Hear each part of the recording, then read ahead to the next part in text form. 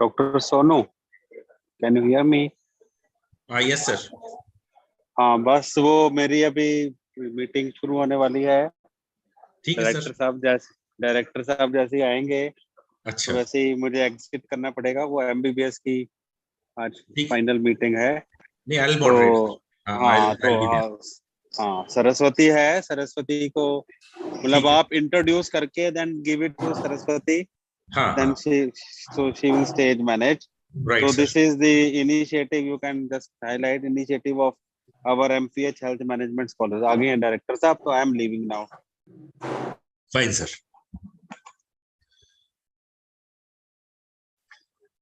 So Saraswati, shall we start? Are we Dr. Himanshu आगे?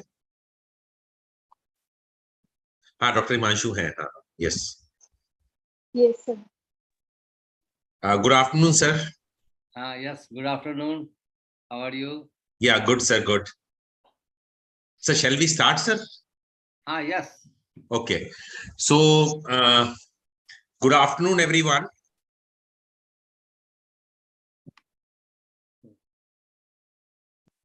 Good afternoon, sir. Good afternoon, sir. Yes, good afternoon, everyone. And first of all,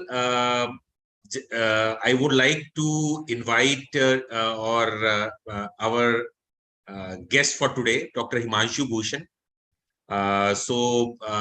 Who is head in, I think he working in National Health System Resource Center, and he was the brain behind the Indian Public Health Standards, which was, I think many of you might be knowing about the Indian Public Health Standards, IPHS, which was published in 2022. And he was the main brain behind that IPHS standards formulation and implementation of IPHS standards. And sir, just want to inform you that this talk, this methodology behind IPHS standards started when one of our MPH students who are working in health management asked Dr. Arun that I have read about IPHS standards, but what was the methodology, how it was conducted, just we want to know.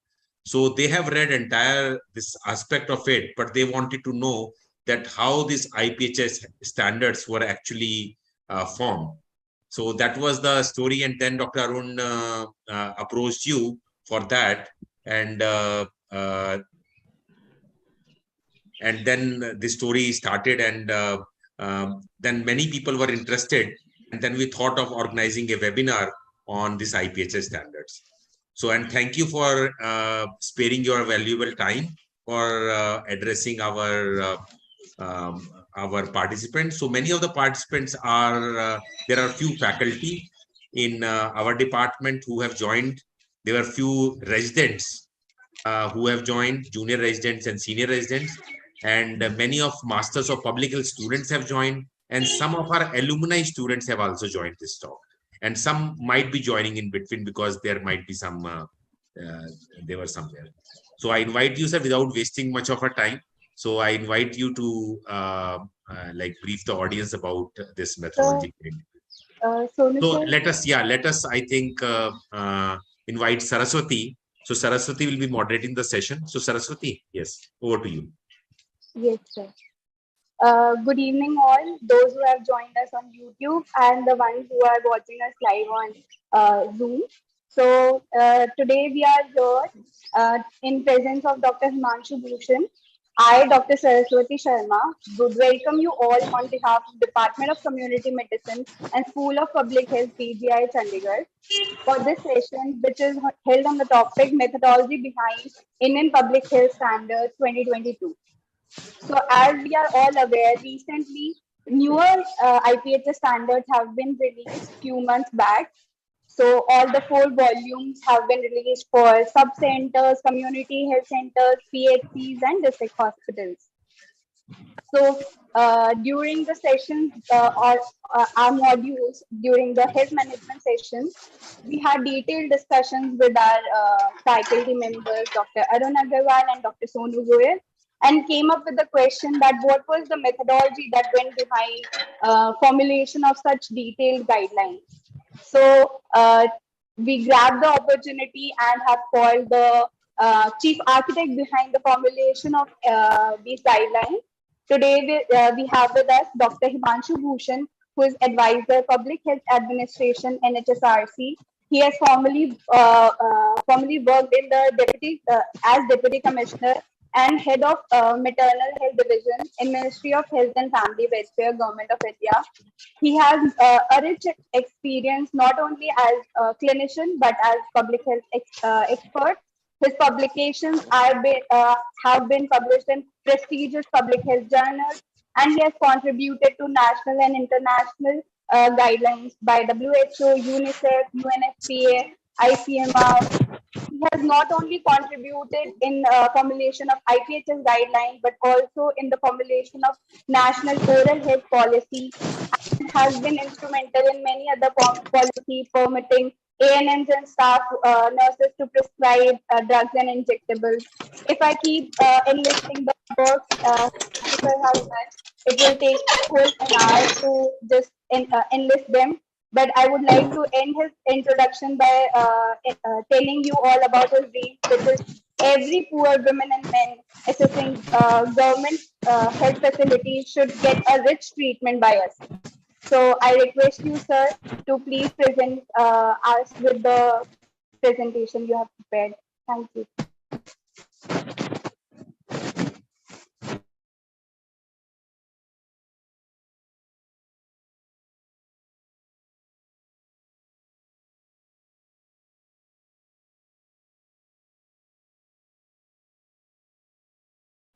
Sir, you are on mute.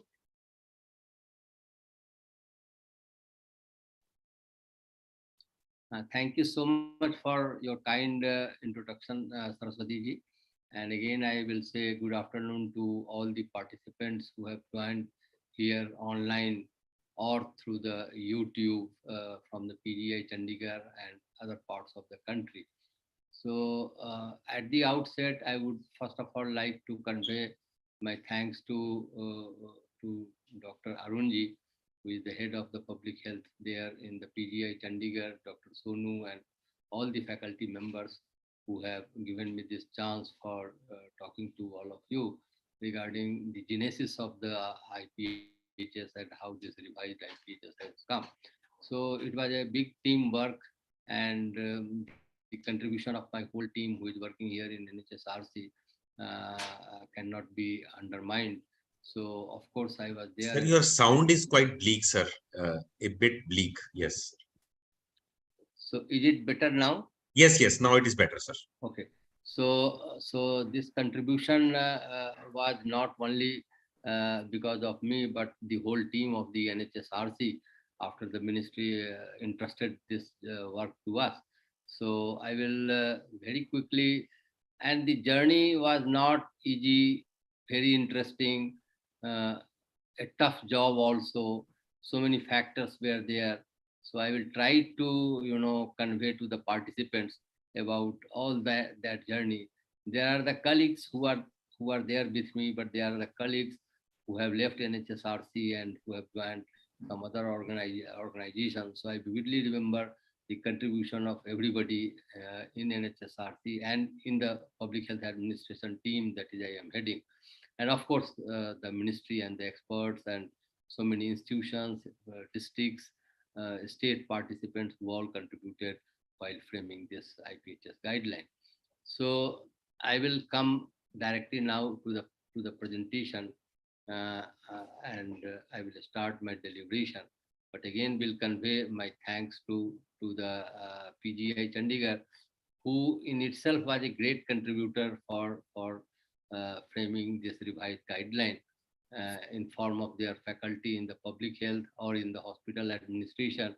Dr. Pankaj was there, and so many other experts were there besides Arunji and other people who participated. So, Indian public health standards.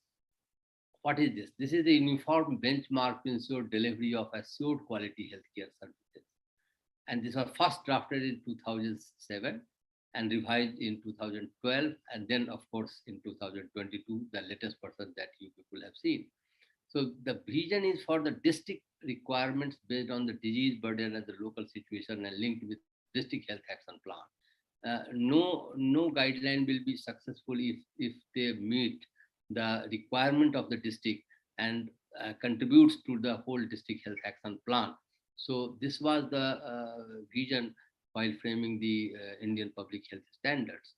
Now this evolution of, if you will see the public health standard, it started right from 1946, when right from the board committee to so many several other committees, Mudliar committee, Kartar Singh. So all of you are in public health and you know about it.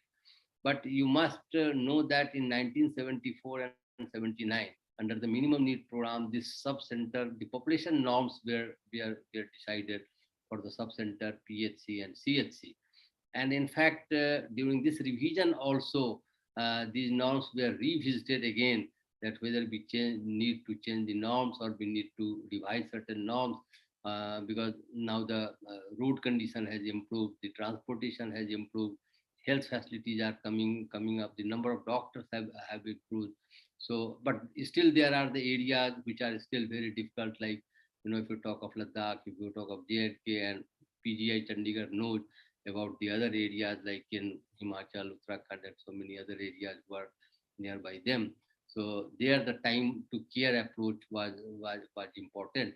So all these factors, were considered while this evolution of public health standards were undertaken.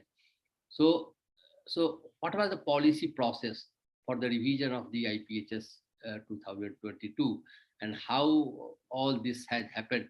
What was the evolution process that has taken place?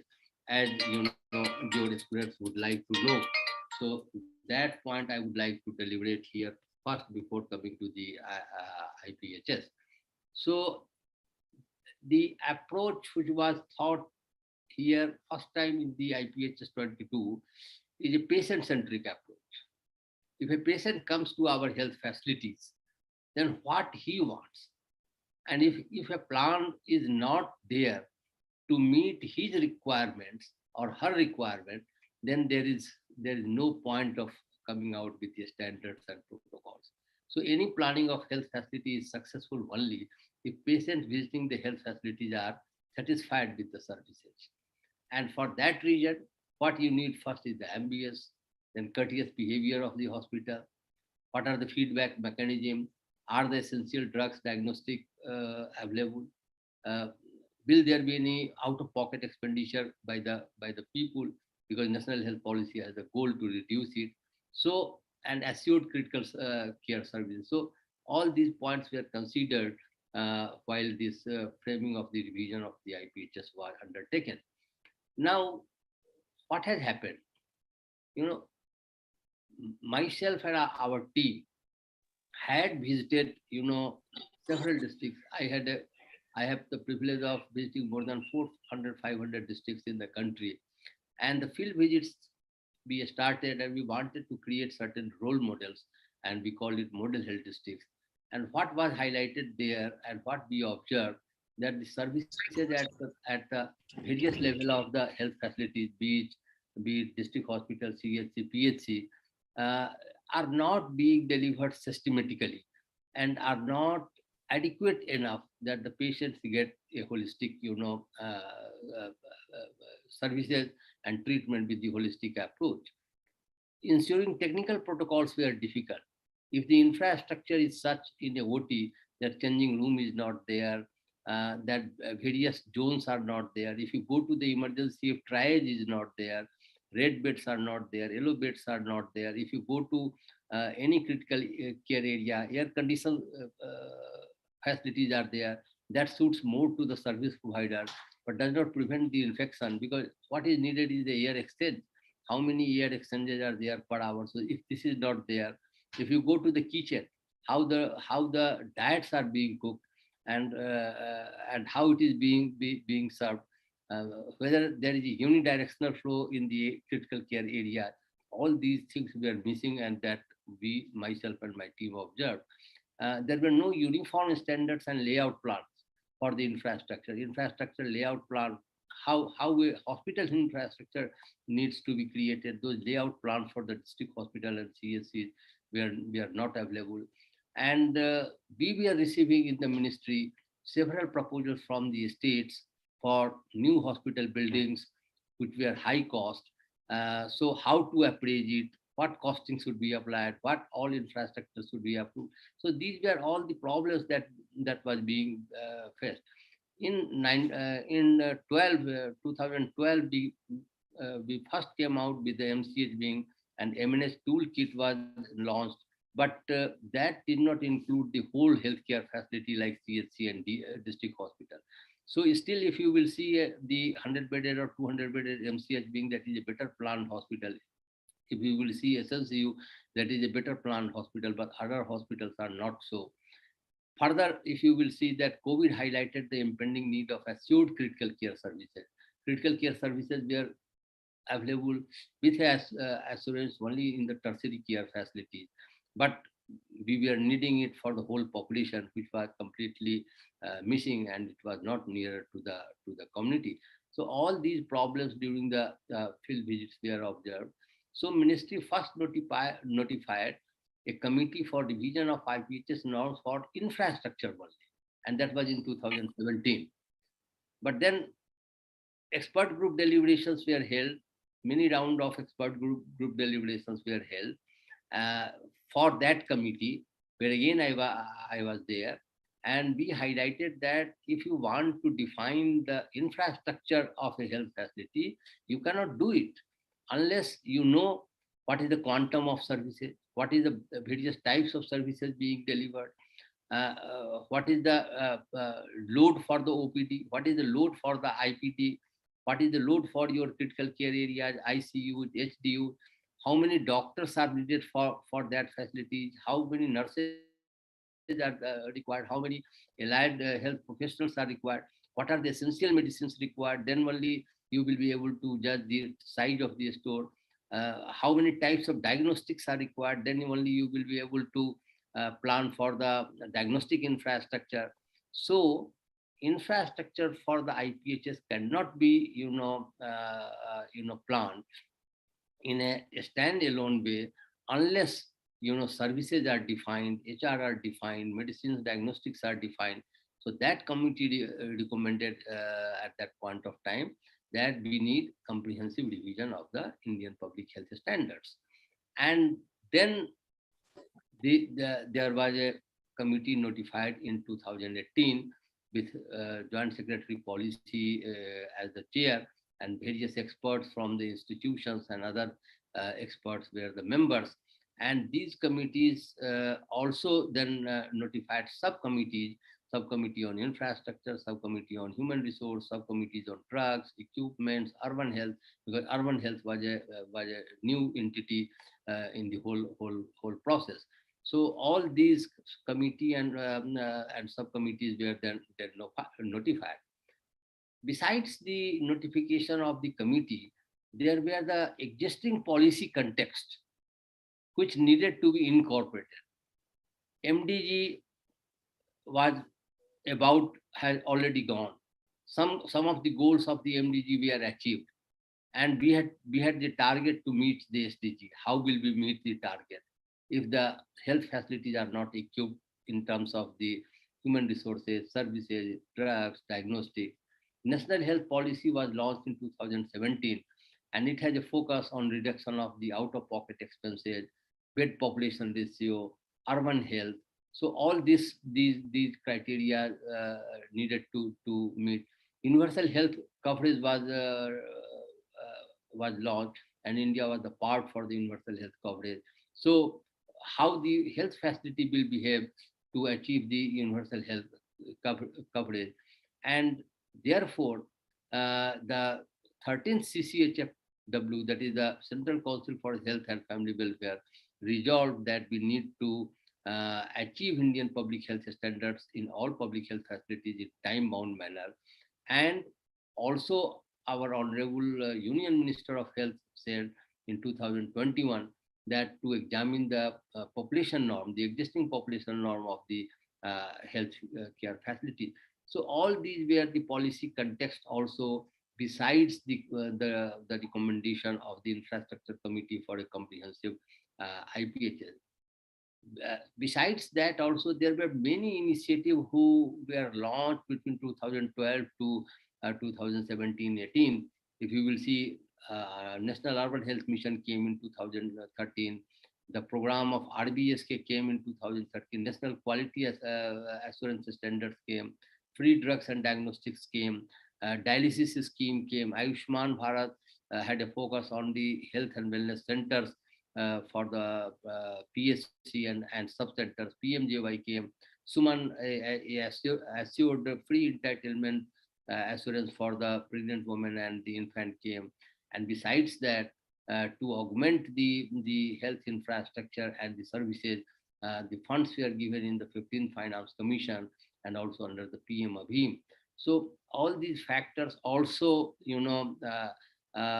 gave focus that all these points, all the commitments under this needs to be incorporated, and that's why the revision of the IPHS was considered important. If we talk of the assured critical care and ancillary support areas, that was not there presently in an assured way, which was again highlighted, as I told you, in the COVID, because if assured critical services are not available at the health facility, in the midnight, if an accident takes place, if the patient comes, where he will go? He will first come to our health facility, and if the services are not there, he will be forced to go to some private, and again, there will be out-of-pocket expenses. So not only the HDU, ICU, MNCU, the DEIC, dialysis unit, integrated public health lab, emergency, these were and then the thought also moved from the labor room where the deliveries were being conducted on the labor table to the labor beds, because cognitive development of the baby was directly related with the congenial environment that the women are facing while delivering a baby. And that's why the LDR concept, where a room is to be given with all the ambience and good environment, this concept came in between.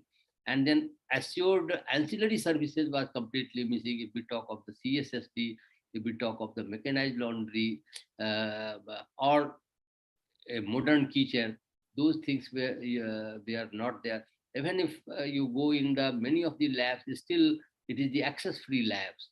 And that's why this integrated public health lab came, where we are saying that lab is a very, critical area, and here it cannot be a thoroughfare fair. And that's why in the IPHL, we have introduced entry in the lab through the various modes of the access. So this all promoted, the revision of the guideline. Then we also deliberated that what we need evidences that if a district is to plan, if a population is to meet certain norms.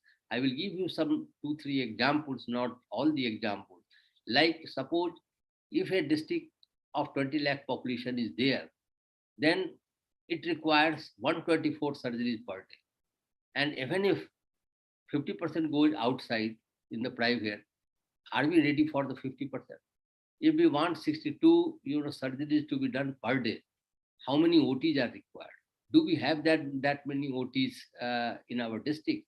So these points were considered while framing the guideline, and we ensured that in the 20 lakh population, while revising the norms of the IPHS, these things should be considered, and these things should be incorporated. That will give the enabling environment. And if the OT is there, is it functional? Is it functional in one shift, two shift, round the clock? How many OTs are required round the clock? So long deliberations, was there around the OT. And in fact, the government of India now came out also with the guideline on the operation theaters also, and ICU and HD. If we talk of the emergency care need for a 20 lakh population, at any point of time, 15% of the total population requires emergency care. And it turns to be 820% will need per day emergency care.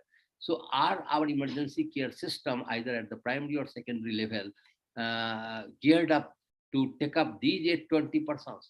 And 5 to 10% of that may require the admission in the HDU ICU. Do we have that number of the HDU ICU with the HDU ICU beds?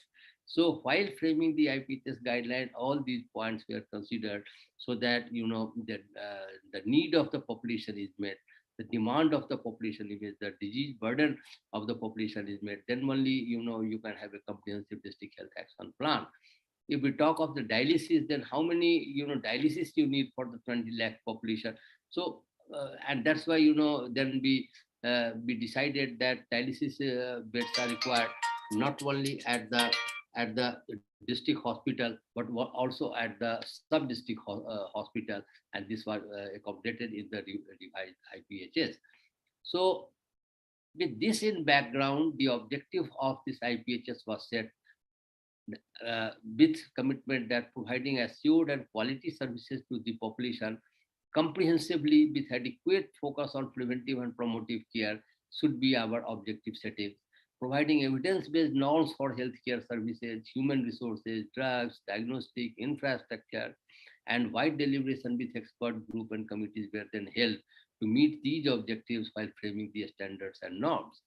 And finally, the objectives of the IPHS based on those background came, and what we wanted is to define uniform benchmark ensuring high quality services that are accountable, responsible, and sensitive to the needs of the community, to specify the minimum assured, that is the essential and desirable services. This was again a big debate, that how many services should be there in the essential, how many services should be there in desirable, that are expected to be provided at different levels of public health facility. Because our country is having a diverse situation. We have the states like Tamil Nadu, where there are the more than 30 or 40 type of specialists available even at the district hospital, whereas we have the states like Tamil Nadu, and whereas we have the states like Bihar, UP, Jharkhand, where we are still struggling, and the bare minimum 10 specialists are also not available as per the district hospital strengthening guideline. So we had to balance in the IPHS that how these services can be met, how the aspiration of the people of Tamil Nadu is also met, and how the quality of services in Bihar and UP and Jharkhand also improves. So this balancing was a difficult task, and that's why we again said that the essential and desirable services should be put to provide guidance on the health system strengthening components, which included architectural design of the facility. This was so important, architectural design of the facility, because all of you know practically what happens, that the layout plans of the hospitals are being created at the state level. Signing authority is the CMO who does not know anything about the hospital infrastructure layout. Somebody will go with the map layout plan and ask him to sign. He with his wisdom may say, construct one more room here, construct one bathroom there.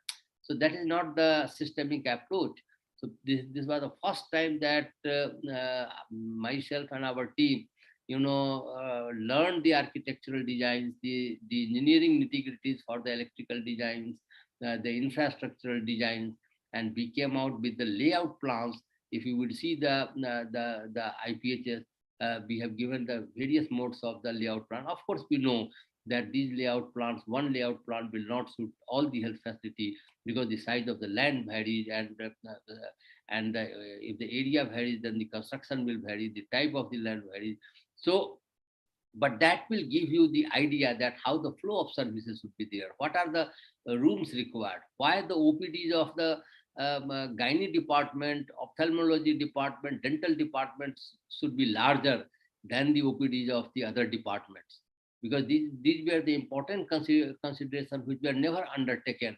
But our experience of the field visits indicated that there are the areas in the OPD which will require the larger space for the patient care, whereas there are the areas which can require the small. So all these factors were, considered in revising this.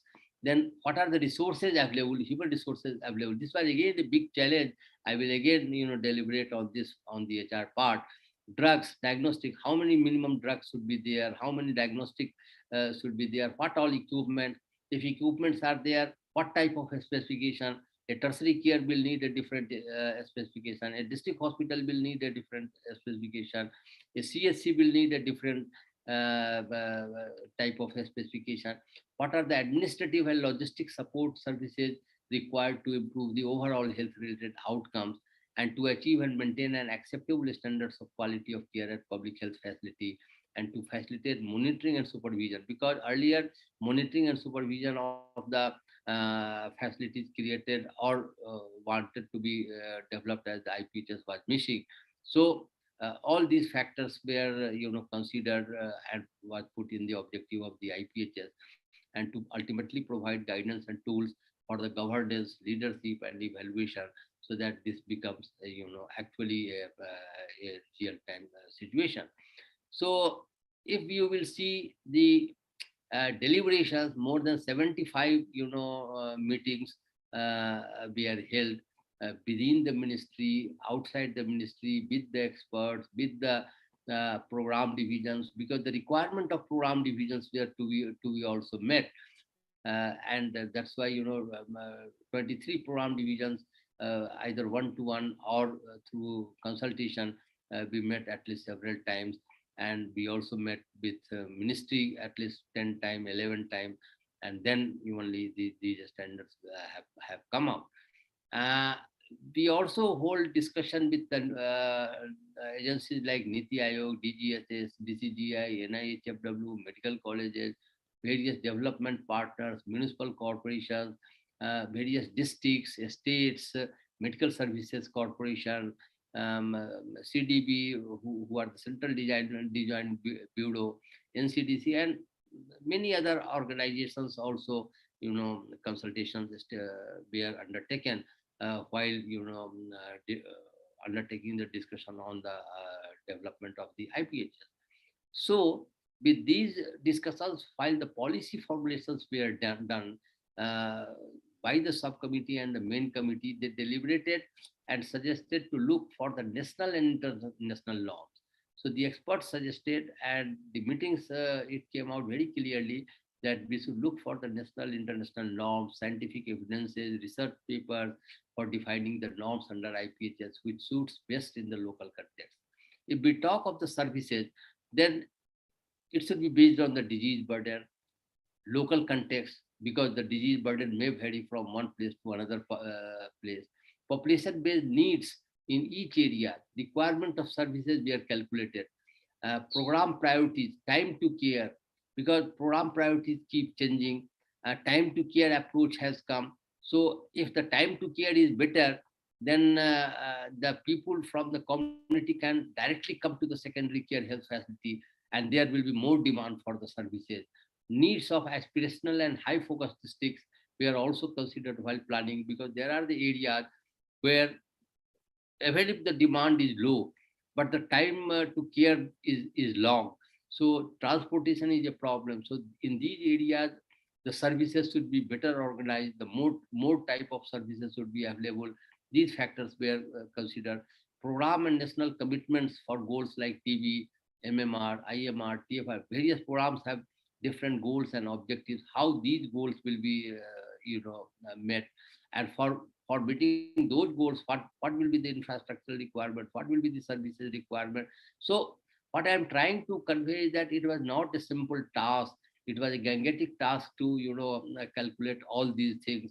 Availability of services comprehensively nearer to the community. We also thought that if we have to get an admission, which is a nearer place, in your area. It is only the district, or many a times it is the medical college. Why not it should be a block headquarter?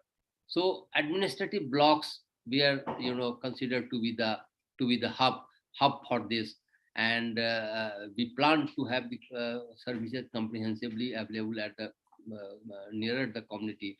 And as a result, block public health units have come both for the clinical and public health services, widening the access and reach of services to vulnerable, marginalized, and slum population, particularly in urban areas. Urban areas, at that point of time, it was only up to the 50,000 population. There was a urban PHC, but this was then not easily accessible to all the vulnerable, marginalized, and those available in the slum. So we came out with a decentralized, health facility below urban PHC. Availability of critical services in every district with a focus to reduce out-of-pocket expenses. And as a result, besides IPHS, those critical care blocks have come in every district. So all these are precursors of this discussion, and full complement of required primary and secondary care services with assured delivery. So if we talk of the primary level, till now it was more towards the clinical preventive and promotive approach we are missing. So through health and wellness center, how this whole approach is there. And if we talk of the secondary care services, it should not be that few services are available and few are not available. So how the whole complementary services are available. So long discussion on the availability of services. And this was again first time here in IPHS we have said that services are at the forefront. So if you want infrastructure, if you want human resources, if you want drugs and diagnostic, first of all, you have to commit for the services, that what services you want to improve, and then only accordingly you will get the human resources, because these are the flexible things, and that will depend upon their performance and the workload. If we talk of the human resources for providing the services in each area at primary and secondary level, the human resources ratios were formulated. Like what will be the ratio of, in critical care area, there was no ratio for GDMO. So we devised that 1:10 will be the ratio for the GDMO. Requirement of nurses per bed. In the COVID, we have seen that our public health facilities were only functional, and those working at the public health facilities were so overloaded. They had to work 24 hours. They even did not meet their families for 7 days. So at some point of time, people were feeling that if we have joined the public health service, have we done a wrong thing to join it? And it was because that the nurse bed ratio or the doctor bed ratio were not being met. And even if it was defined in earlier, the number of doctors and number of nurses were not provided. So this time we clearly provided all the HR ratios, both in critical care area, general area, and how the round the clock services can be maintained. If the HR is not there for every shift, it cannot function. Specialists were supported with GDMOs for assured round. We know that in country, our health facilities specialists are not available in adequate number. So first time with each specialist we added the GDMOs also, so that the good quality assured services can be available. There were areas where nobody was there. If we want a assured triage, but there was no triage nurse. So triage nurse in the labor room, no neonatal nurse were there. In one nurse will be probably delivering 6 or 8 women in the labor room. All these ratios were changed. Triage nurse was introduced, new neonatal nurse were introduced. In the labor room, the LDR concept came, where every poor woman is now entitled for a 15 by 15 room with for every 2 beds, 1 nurse will be available. For dialysis, DHR were introduced, critical care blocks, IPHL, infection prevention and control. We talk of the infection prevention, but who is decontaminating and who is cleaning? The same staff. He is not knowing anything. So this time we have segregated this. We have given the job for decontamination to a person and cleaning to another person, and then full complement of a staff in OT with round the clock availability. So those points were considered while formulating the IPHS. removing duplication of specialists and HR in various programs. If you will see the various program guidelines, and if you will calculate the number of specialists, suppose in one specialty it comes out to be 10, but you do not require 10 specialists in health facilities just to deliver one services to one program. So this was rationalized, and we rationalized it based on the number of OPDs, number of surgeries they are expected to do, number of hours of round they are expected to take in the indoor, and also we calculated even the court cases and legal cases they have to attend every week or every month.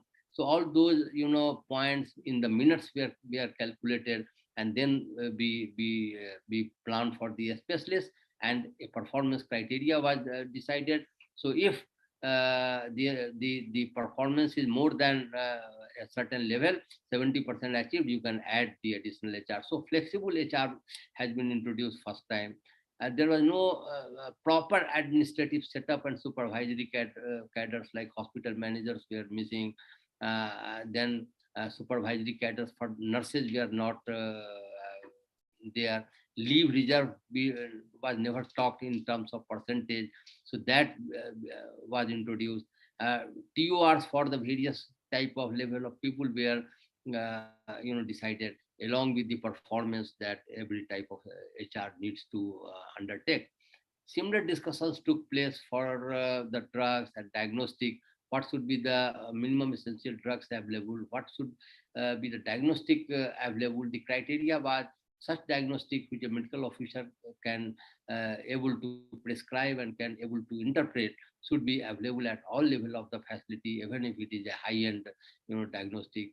Cleaning and decontamination protocols were introduced, and also how it will be done, who will do it, and then the planning for the infrastructure components came, so that if you have to meet all these things, then what all you will plan for the infrastructure, available infrastructure.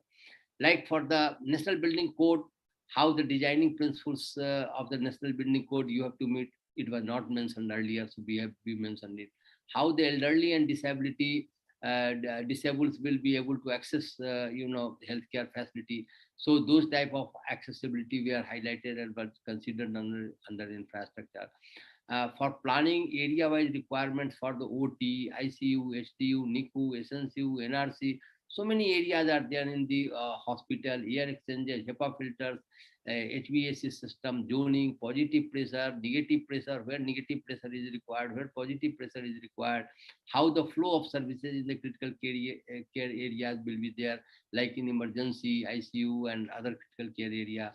What will be the infrastructure requirement of MCH units, how many LDRs will be required, how many MLCU, OLCU, because we have come with the LDR, so midwifery-led care unit or obstetricians-led care unit, how the triaging will be done, ANC, PNC wards, how it will function, obstetric hybrid units, how it will function.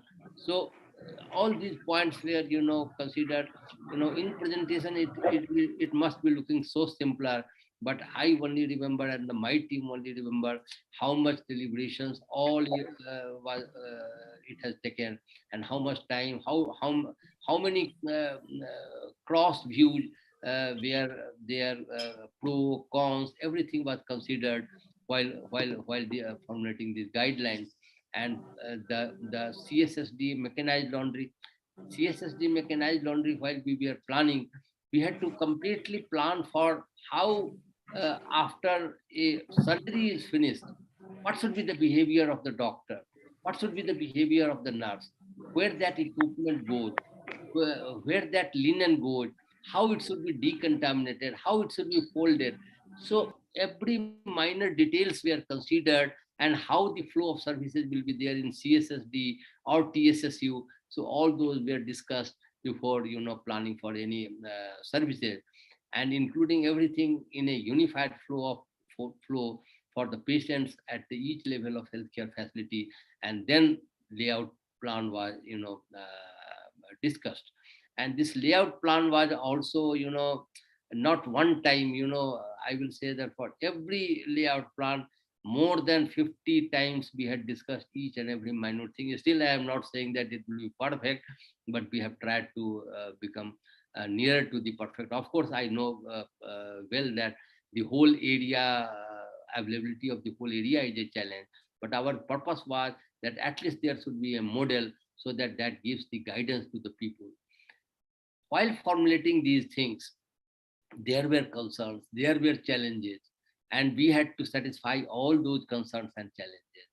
Population norms. What should be the population norm?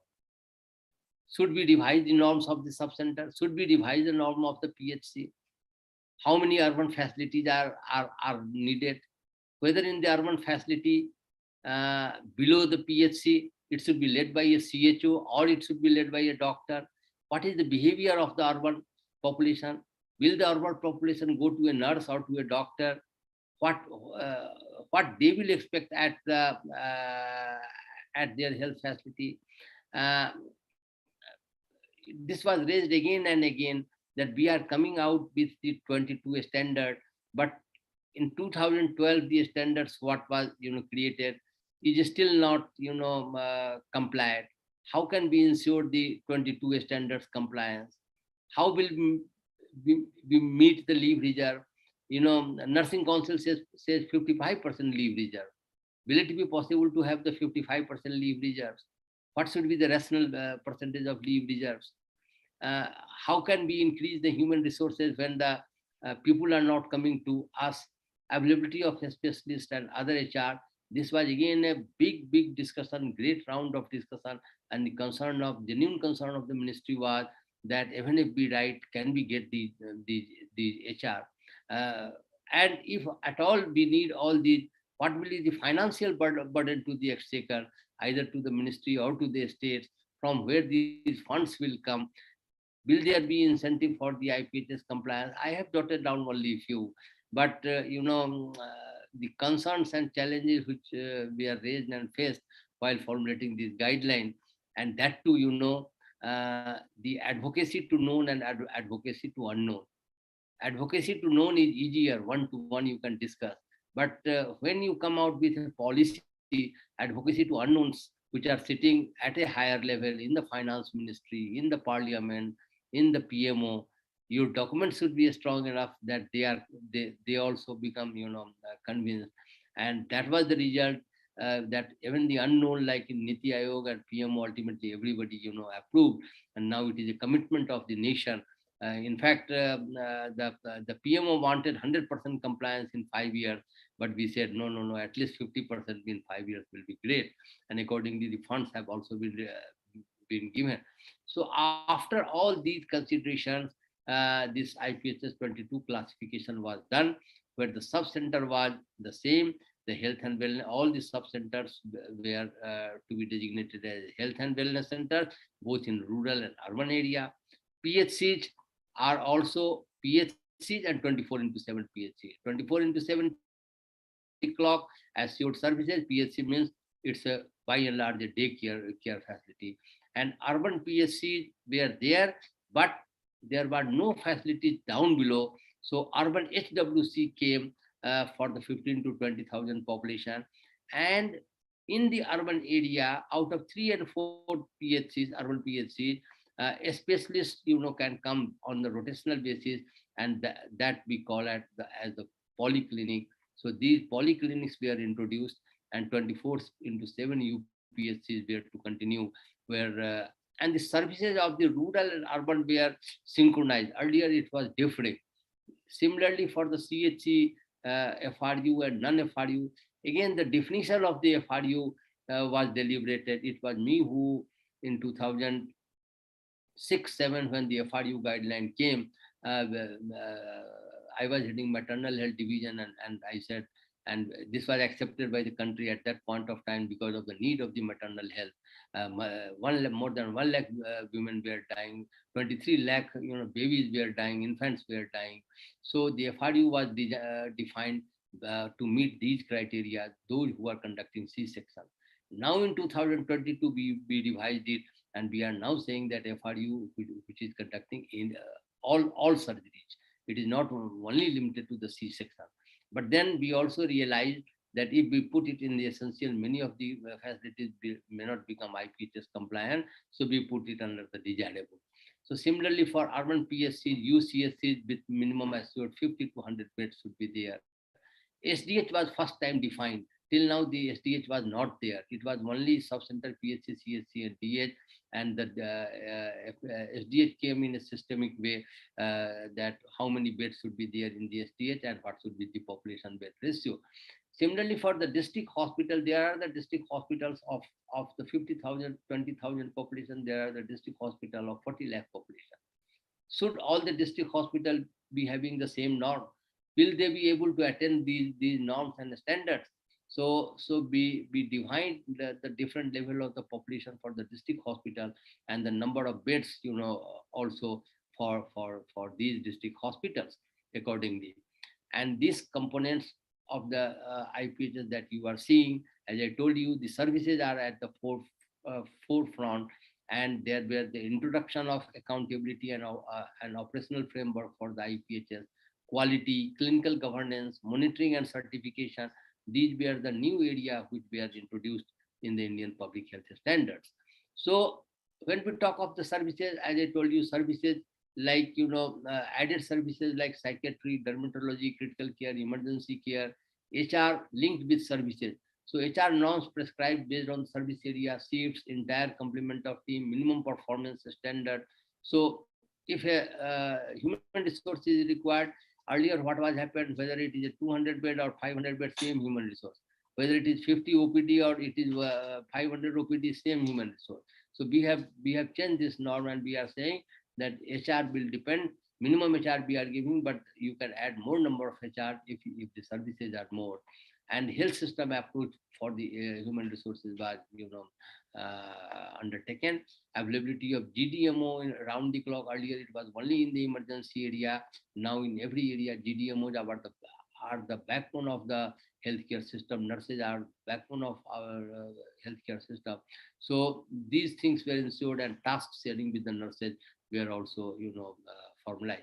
Disabled friendly infrastructure, green and climate resilient. First time green and climate resilient infrastructure was introduced. Criteria to identify IPHS compliance has been introduced. We are working on it and will soon be releasing it. And free drugs diagnostic along with patient friendly services. After that, we came out with a comprehensive ratio of the human resource. How many human resources should be there in each area? This was defined. And in each shift, how many should be there? In very detail, this has been given in the IPHS guideline, so that there is no ambiguity and everybody understands. Then only the health facility can function properly. We define this minimum performance, medical officer, how many OPD. This is the bare minimum that we are saying. These are not like the golden mark. 75 patients per day, IPD assistant, OT, OPD, IPD for each and every category, lab technician, pharmacist, clinical psychologist, physiotherapist, so that, based on this, you can plan for the additional human resources. And then diagnostic tests, how many diagnostic tests, how many drugs should be available in the STH or DH, CSC, UPHC, PHC, sub-center. So all these number and types, after the long deliberation with the experts, we are decided how many essential medicines should be available at various level. Sub-center, because of the health and wellness center, 105 types of the drugs have been introduced in the sub-center and USWC, because now all that population-based screening is going on, and the drugs for the hypertension, diabetes, and so many other things are to be given at the sub-center level. So the number of drugs were introduced, more number of drugs were introduced than that. And finally, we are in the process of this assured implementation for the IPHS accreditation. Since last 1-2 years, we have given this target to the state that 50% of the total public healthcare facilities should be IPHS compliant, and for that reason, funds have also been released to the states.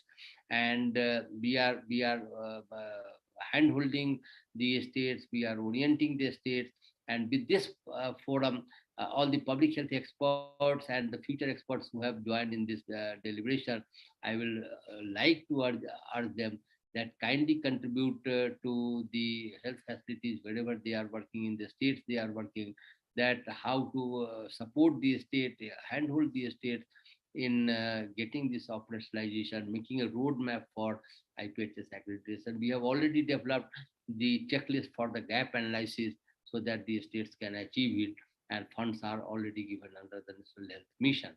So this is the whole process for the implementation, and it is based on the district health action plan. So ultimately, implementation of the IPHS is, directly correlated with the district health action plan and facility level action plan, and then you have certain accountability, you have certain grievance redressal mechanism, which all moves around this framework. So this is the product of several rounds of discussion, several day and nights of deliberation. Many versions of the guideline came, and finally, this guideline has come out. So IPHS compliance, what we have said is support to the states for ensuring IPHS by monitoring through the conditionality framework and output indicator for achieving in 50% of public health facility by the end of 2025 and 26. So the funds being given under the National Health Mission, there are certain conditionality framework given, and in that IPHS compliance is one of the conditionality introduced.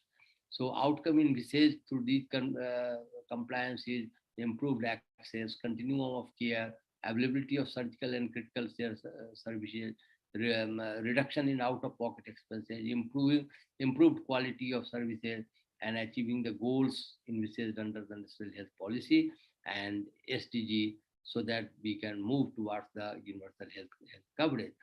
And the way forward, of course, is we have to conduct so many regional state level workshops, action plans, public health management cadre is very important. So this time, this was also one of the benefits, that while IPHS was being friend, I was pivotal in many other such initiatives like block public health unit, integrated public health lab, public health management cadre. So each document is talking to each other. The operational guideline for the operation theaters or ICU or HDU or various packages of the primary care that you are seeing under the health and wellness center.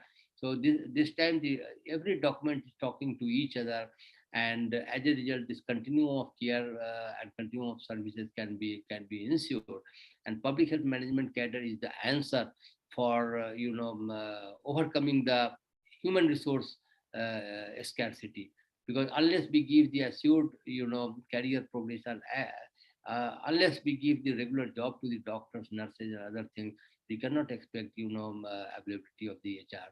So all these things are integrated, and this has worked, and this will help, implementation in the Indian public health standards. And as has already been shown to you, as a result of this, all these 4 guidelines are there.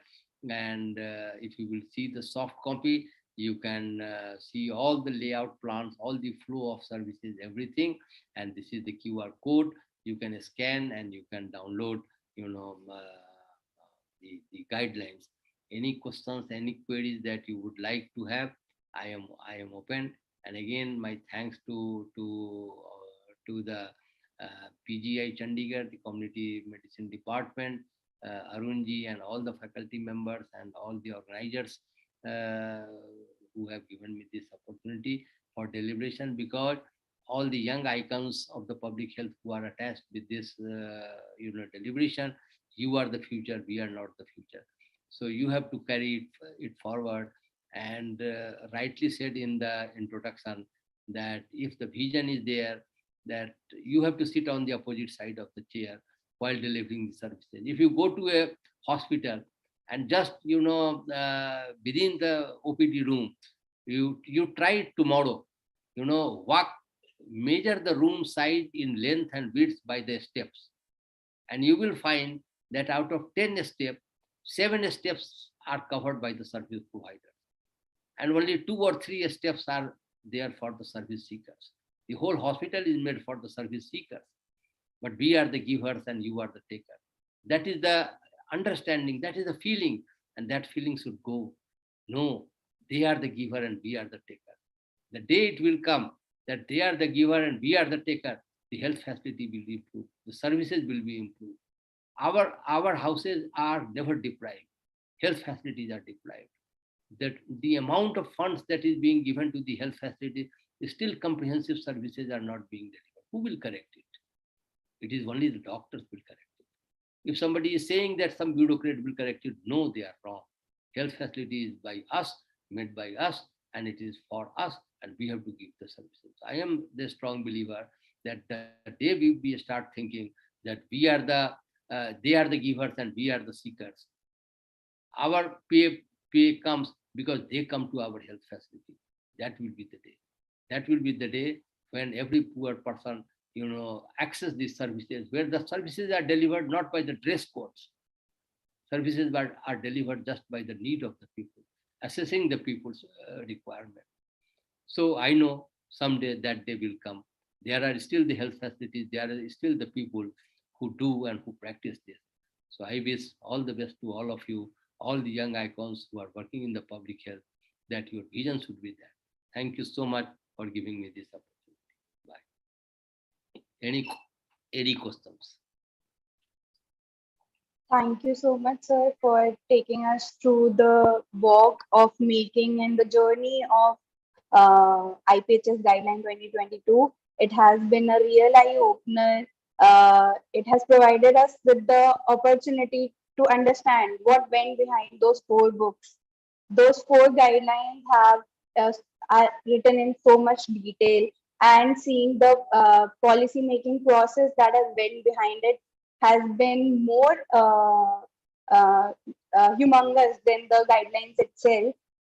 So I open the session for any queries that have been. And thank you, sir, for taking out your time. And I would like Dr. Arun Agarwal, our HOD, to say a few words.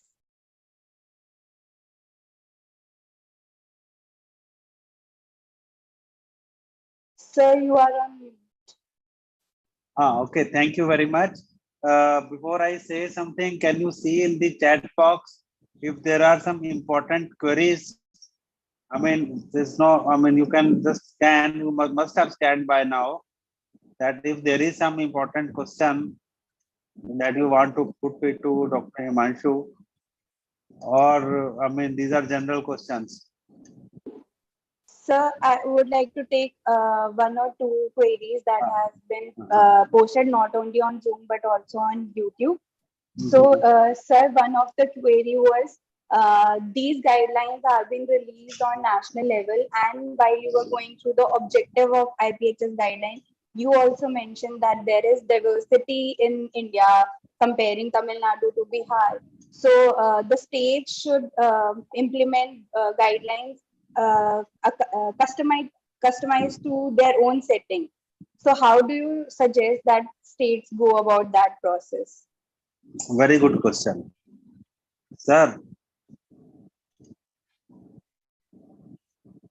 So this is a good question, and this time this IPHS has given this flexibility. As I told you, like Tamil Nadu is creating MRIs at all the health facilities, and Bihar can outsource it because a number of radiologists are not available, or teleradiology can be adopted, because what we are saying now, that services is at the priority. If the radiological services are available either through teleconsultation or through outsourcing, that is fine. We will certify you.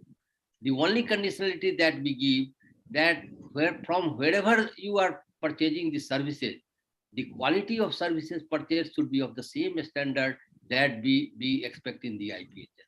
That means your outsourcing, your other modes should not lead to compromise in the quality. Other things like infrastructure, like Tamil Nadu has already created infrastructure. It does not have a scope for the expansion. But in Bihar, it has a full scope. Bihar is coming out with 22 model health districts. with a new infrastructure, completely new infrastructure, the way we dream in this IPHS guideline. Because till now their infrastructure were poor. So this contextualization is permissible. If you don't have, like Tamil Nadu have 5 specialties in the one specialty. 5 specialists are there. In Bihar, if it is only one, they can hire 2 GDMOs to augment the services. If in a particular state, emergency medicine doctors are available to man their emergency, that is fine. But if in another state, it is only the physicians who are available, or anesthetists who are available, or surgeons who are available, they can also do it. We are in fact developing the course and curriculum for the training of MBBS doctors in critical care. We developed the course curriculum for training of MBBS doctor in anesthetic skills, in obstetric skills, pediatric skills is being developed, critical care skill is being developed. So contextualization has been accommodated in the present, IPHS. Otherwise, if a straight jacket IPHS would have been there, it cannot succeed in every context and in every state. And similarly, I think the question was regarding human resource norms. That with a lot of effort, some norms have been developed in IPHS. So this was the query, that if states have to customize it, so what formula they should use, at how much human resource they will need. Probably this is one of the concerns. So there are the 2-3 points to be considered. Point number 1, when this was deliberated, we also met several bureaucrats who retired or who are serving in the state.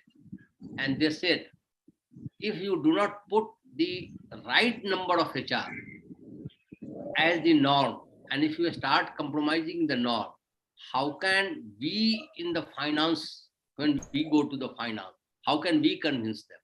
So for me to convince the finance, I need a standard. And that's why during the deliberation, Arunji was there that day when our secretary policy from the front desk came to the back desk. And when I was trying to argue, HR kahan se aayega, then he very clearly said, this is not your concern, ki HR kahan se aayega. First of all, you should not compromise in the standard. Now, this was in our mind, ki how these many HR will come. And then we worked. Ajit ji is attached here from us. We worked in Bihar and Jharkhand. And we calculated the number of HR in the various programs available in the various programs and number required in IT. You will be surprised to know that if a proper mapping is done for the HR, and if the programs are mapped jointly, why a malaria program is required? Why a leprosy program is required? Why not maternal health? You see, five human resources will be there in the maternal health. Somebody will be looking PMSMA, somebody will be looking HDY. So why 5 HR? Why not? It should be under the umbrella of RM and CHA. It should be umbrella of communicable disease. It should be umbrella of non-communicable disease. And the HR should be rationalized accordingly. The director, additional director, joint director, and similarly at the facility level, the program. So if a proper mapping is done by the states, the rationalization, by the rationalization of the existing HR, 70% of the problem will be solved. And 30% contextualization we have permitted in IPHS. If the services are there and in-house HR is not there, that we have accepted.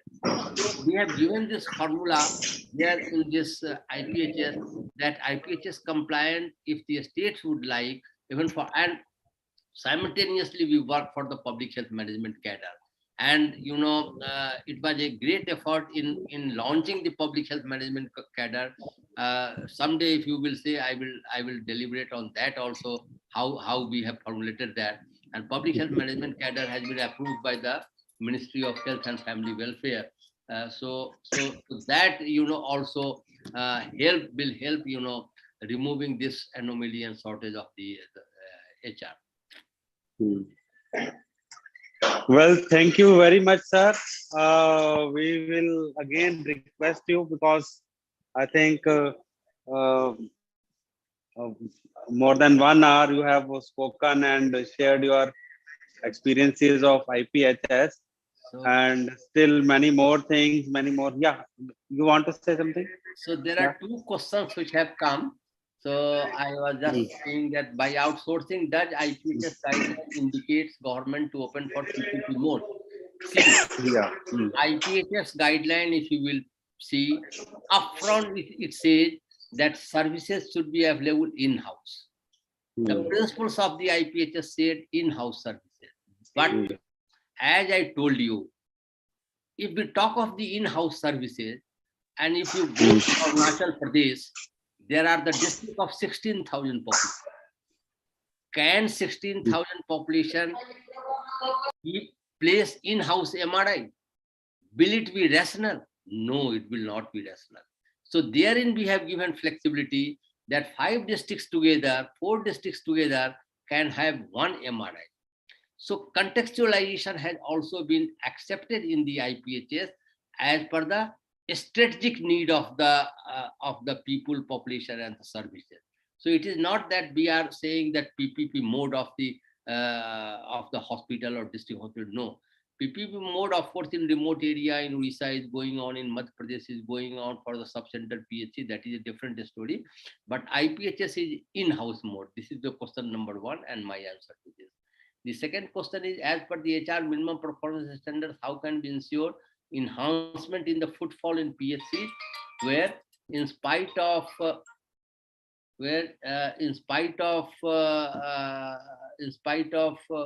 availability of medical officers and other essential services, service delivery, the OPD is not at all satisfactory.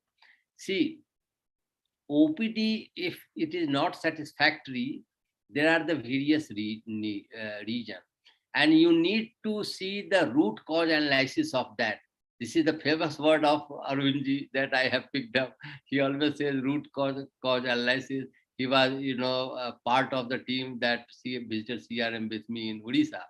So if you will see the root cause analysis, it is not because of the HR.